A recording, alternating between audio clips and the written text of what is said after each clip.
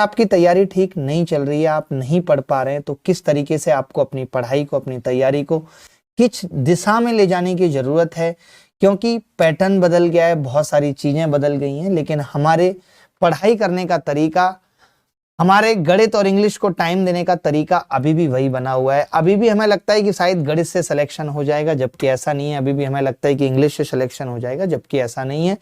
ये जब हम पेपर दे के आएंगे तब हम अलग अलग तरीके के एक्सक्यूज बना रहे होंगे कि इस बार पूरी तैयारी नहीं कर पाया इसीलिए सिलेक्शन नहीं हुआ, पेपर का पैटर्न बदल गया था, मैं अपने आप को उस चीज में ढाल नहीं पाया, मुझे लगा नहीं था कि प्रीवियस ईयर बिल्कुल भी नहीं आएगा। मैंने तो काफी तैयारी की थी लेकिन बहुत कंसेप्चुअल सवाल आए।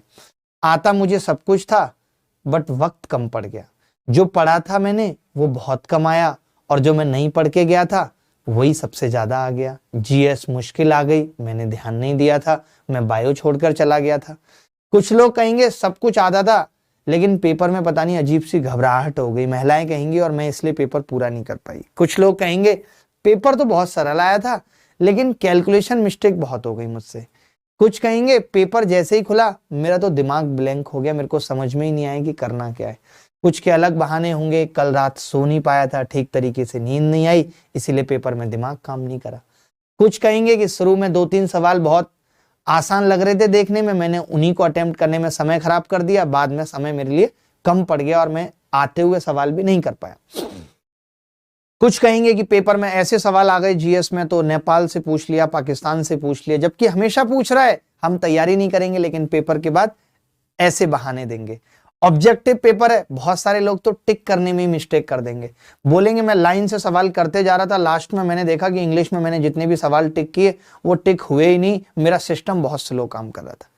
कुछ ये कहेंगे नेगेटिव मार्किंग है, उनको लगता है मैंने वही सवाल किए जो मुझे आते थे और पता चला कि मैं केवल 60 ही सवाल करके आया हूँ या 60% सवाल करके आया हूँ, ऐसे तो सिलेक्शन नहीं होगा।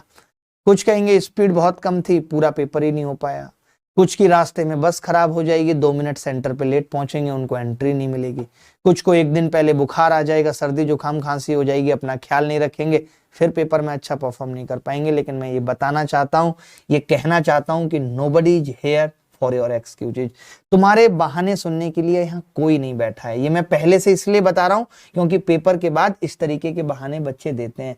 अगर ये मैं आपको पहले से बता दूं तो आपको पता रहेगा कि इन बचे हुए 4-5 महीने में इन सब बहानों से ऊपर उठ के तैयारी करनी है। आज इतने सारे बच्चे एक ही बात पूछते हैं